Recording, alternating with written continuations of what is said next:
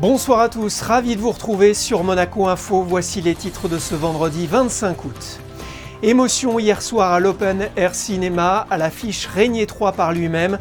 La séance s'est terminée sous les applaudissements du public. Nos équipes étaient là. Les Monaco Impies dans le temple mondial du rugby. Ils affrontent ce soir à Twickenham les Britanniques. En levée de rideau de Nouvelle-Zélande, Afrique du Sud, Nicolas Bonnet sera en duplex avec nous. Blackjack remporte la Palermo Monte-Carlo. Le sociétaire du Yacht Club de Monaco a survolé la régate. Le propriétaire Peter Harbour nous livrera ses impressions.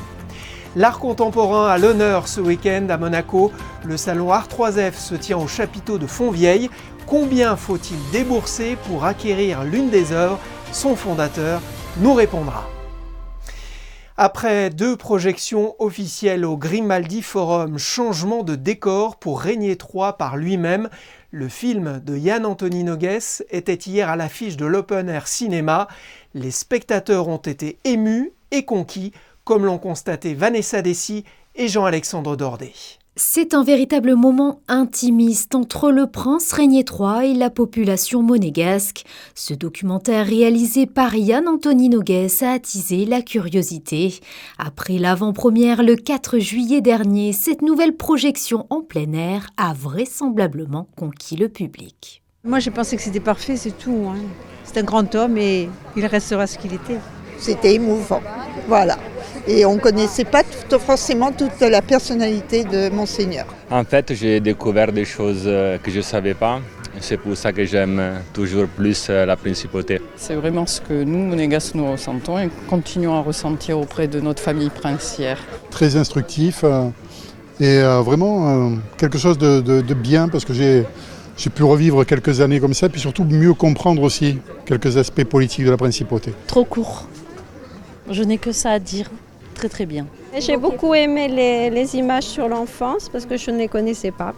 Voilà. Très prenant parce que c'est authentique. Donc il y a beaucoup de profondeur aussi. On a vu le prince avec une force de caractère, quelqu'un qui était déterminé pour son pays, à défendre évidemment le pays. Donc c'est quelque chose de très touchant. Voilà. C'était vraiment très fort. Dans le cadre du centenaire de la naissance du prince Régnier III, les séances sont gratuites sur réservation à la caisse du cinéma des Beaux-Arts. Régnier par lui-même vous donne à nouveau rendez-vous au cinéma en plein air le 7 septembre prochain à 18h30. La France rate complètement son entrée dans la Coupe du Monde de basket, défaite 65-95. Déception pour les Roca Boys, Yacouba Ouattara, Eli Okobo et Terry Tarpey qui ont très peu joué. Prochain match déjà capital dimanche face à la Lettonie. 55 heures, 3 minutes et 6 secondes, c'est le temps qu'il a fallu à Blackjack pour boucler la Palermo Monte-Carlo. Le sociétaire du Yacht Club de Monaco aurait même pu s'attaquer au record de l'épreuve si le vent n'avait pas faibli. Patricia Navarro a pu joindre l'heureux et chanceux propriétaire de Blackjack. Good evening, Peter Harburg. Good evening. Vous étiez donné favori et vous avez conforté les pronostics. Comment qualifieriez-vous votre course? You've confirmed the predictions. How would you qualify your race, Peter? It was a long race because there wasn't a lot of wind. It started reasonably well with wind, and we were actually running in front of the record. But down around the islands, it ran out of wind. But we got going again, and we came up here, and we were 100 miles in front of the next boat behind us. So it was a good race for us. Oui, la fin de course a été extrêmement rapide. The end of the race was very, very fast. Yes, we were doing about 12-15 knots. We had a good breeze. Vous n'étiez pas loin du record, vous l'avez dit. Finalement, quel a été le plus difficile sur cette traversée? What were the main difficulties on this race? The bouche de Bonifacio or the lack of wind sometime, but not at the end? Well, the lack of wind is it's not a problem as such, but it's uncomfortable. We're sailors. We like to be sailing, and sitting doing nothing is very frustrating.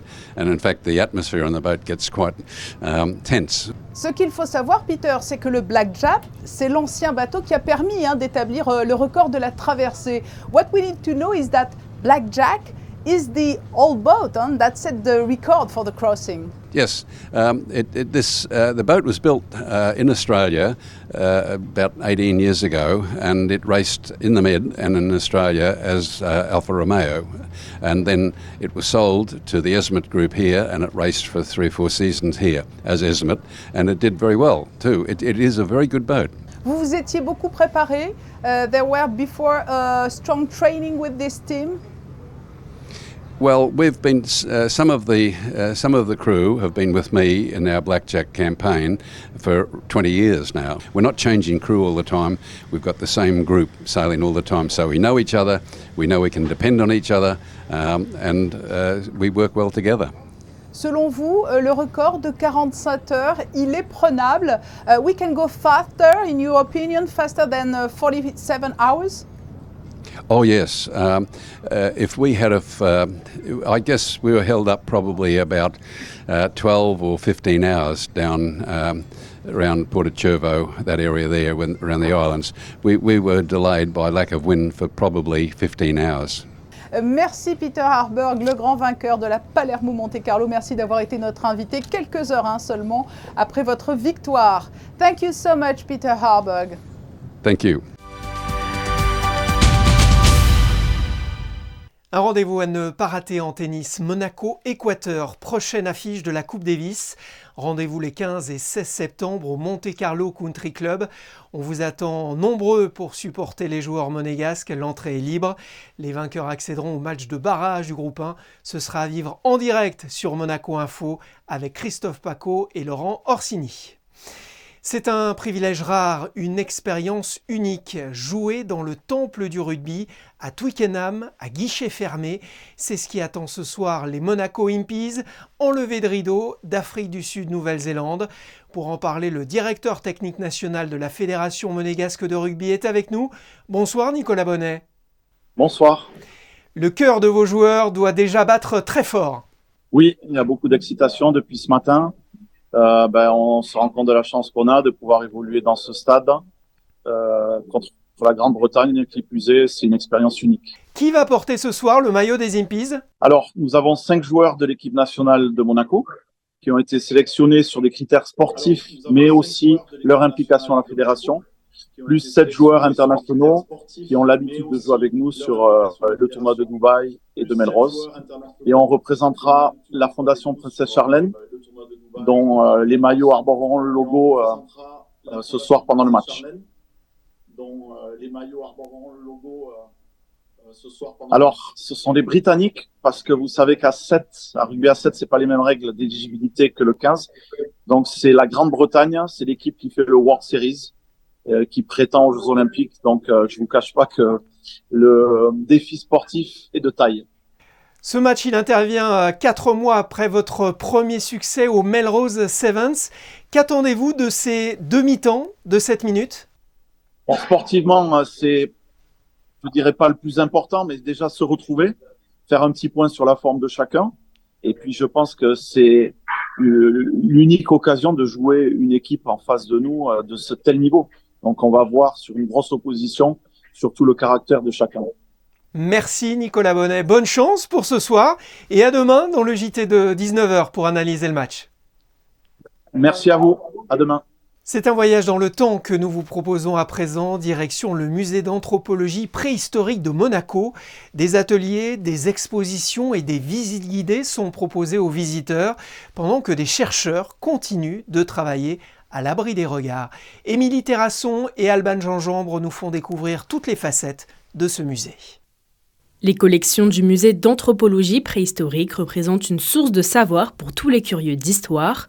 Plusieurs fois dans l'année, des activités sont proposées, un véritable voyage dans le temps qui attire touristes et locaux. On a eu beaucoup de monde cet été, on a organisé les passeports culture par exemple pour les enfants et les adolescents grâce au CIEN, avec des ateliers pour découvrir le métier d'archéologue, plein de visites guidées commentées par nos chercheurs et nos guides d'accueil. Et évidemment, 2 grandes expositions en ce moment, Albert Ier, un prince préhistorien, et d'un monde à l'autre, du visible à l'invisible. Fondé par le prince Albert Ier en 1902, Le musée est constitué d'une équipe qui réalise des études en laboratoire, mais aussi des fouilles, et cela avec des scientifiques du monde entier. Alors, le travail que l'on fait ici au musée d'anthropologie, c'est essentiellement de travailler sur les collections trouvées à Monaco ou fouillées par les membres de l'équipe du musée d'anthropologie de Monaco.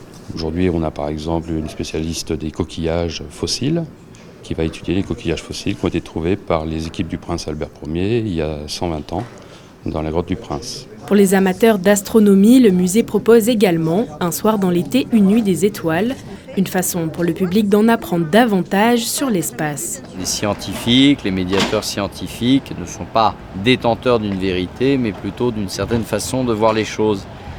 Et c'est très important de le partager avec nos concitoyens. Le fait de pouvoir donner ces conférences, eh bien, ça permet d'avoir un dialogue avec le public. Tout au long de l'année, de la recherche, des découvertes et des activités rythment donc la vie du musée d'anthropologie préhistorique de Monaco.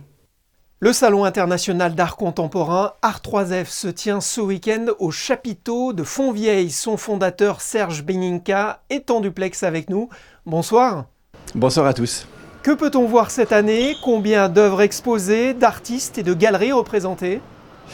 Alors cette année, je crois de tête, 170 ou 180 exposants, donc artistes et galeristes, ce qui représente environ 3000 œuvres. Et on y trouve de nouveau les trois familles qui sont les peintres, les sculpteurs et les photographes. Alors vous avez l'ambition de faire bouger les lignes. Qu'est-ce qui vous différencie des autres salons? En fait, on a voulu organiser des salons ouverts à tous. Art3F aujourd'hui, c'est une vingtaine de dates en Europe, donc dont Monaco. Et on a voulu que ces salons ne soient pas réservés exclusivement à une certaine catégorie de gens. Donc on a voulu déjà un salon ouvert à tous. On a souhaité également mélanger les artistes et les galeristes, qui ne se faisaient pas trop. C'était soit des salons de galeristes, soit des salons d'artistes. Et on a voulu proposer des œuvres dans ce qu'on appelle le créneau de l'art abordable. Donc l'idée, c'est qu'un salon ne soit pas juste un musée où on vient juste voir des choses, mais si on a un coup de cœur, qu'on puisse repartir avec une œuvre. Oui, les visiteurs peuvent notamment discuter avec les artistes. J'imagine que c'est un moment très apprécié. Effectivement, c'est vraiment un plus. Vous avez le côté galerie, si vous cherchez plus un peu le conseil, l'investissement, mais la discussion avec l'artiste est super intéressante parce qu'on veut le connaître, on veut connaître ses inspirations, d'où il vient, et puis et pourquoi pas lui acheter une œuvre et s'en faire un ami. Donc effectivement, ça c'est beaucoup apprécié. Alors quel budget faut-il pour s'offrir l'une des œuvres exposées ? Je dirais que la fourchette large, on va être sur du 1500, 10 000 euros, ça c'est la fourchette large, mais on a déjà des œuvres à quelques centaines d'euros. Je précise que le prix ne fait pas l'émotion. Vous pouvez avoir un coup de cœur pour une œuvre à 500 ou 600 euros et ne pas avoir du tout d'émotion pour une œuvre à 5 millions d'euros. Ouais, écoutez son cœur finalement. Une œuvre, quand elle plaît, elle vous conviendra toujours. Et puis, faire bouger les œuvres. Un jour, elle sera dans le salon, une autre fois, elle sera dans l'entrée, une autre fois, elle sera dans la chambre. C'est un petit peu l'idée. Mais attention, il y a un piège. C'est que quand vous achetez une première œuvre, vous mettez un petit peu le doigt dans l'engrenage et après, forcément, vous allez vouloir en acheter une deuxième, une troisième, une quatrième. Ça, c'est obligé.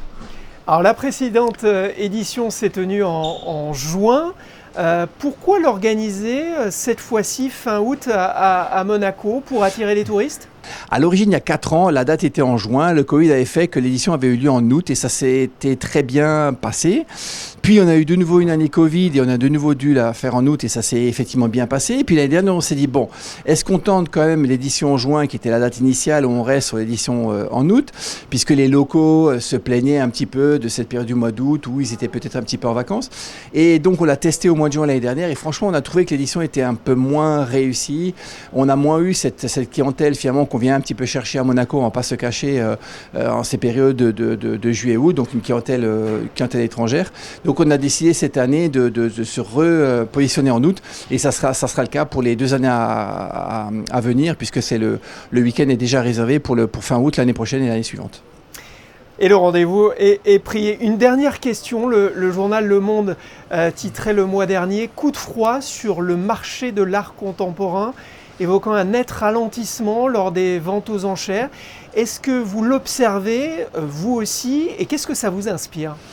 Non, alors le marché, il est vraiment tout autre parce qu'en fait, il y a eu une bulle spéculative assez exceptionnelle dans ces périodes de Covid. C'était un petit peu normal que ça redescende, ça avait même atteint des niveaux Voilà, des niveaux assez exceptionnels, voire même un petit peu scandaleux. Aujourd'hui, nous, on est plus dans une niche d'art abordable, mais pour toute bulle spéculative, ça monte et après ça descend et puis ça pourra remonter quand même un petit peu. Donc là, je dirais que les tableaux dont vous parlez, c'est un peu Champions League, hein. Nous, on est plus championnat de France, quoi. Voilà. Rendez-vous donc au chapiteau de Fontvieille tout ce week-end. Merci beaucoup Serge Bénica d'avoir été notre invité. Merci beaucoup. Merci et bon week-end à tous. Autre idée de sortie ce week-end, l'exposition La Donna à l'Espace 22. Vous y découvrirez les créations de 12 artistes talentueux qui mettent la féminité à l'honneur et en lumière. C'est jusqu'au 12 septembre. Pôle des mondes fragiles, c'est l'exposition du photographe niçois Greg Lecoeur à découvrir ou redécouvrir au musée océanographique jusqu'au 5 novembre et dans 4 gares françaises jusqu'au 31 août. Le reportage de Yannick de Bever et Hugo Comassa. Le musée océanographique comme terminus d'un voyage initiatique. En partenariat avec SNCF Gare et Connexion, l'Institut océanographique a décidé d'exporter l'exposition de Greg Lecoeur, Pôle des mondes fragiles, dans 4 gares de France. Le départ se fait à Paris, gare de Lyon, direction ensuite Marseille-Saint-Charles, puis Cannes et Niceville pour enfin arriver au cœur de l'exposition.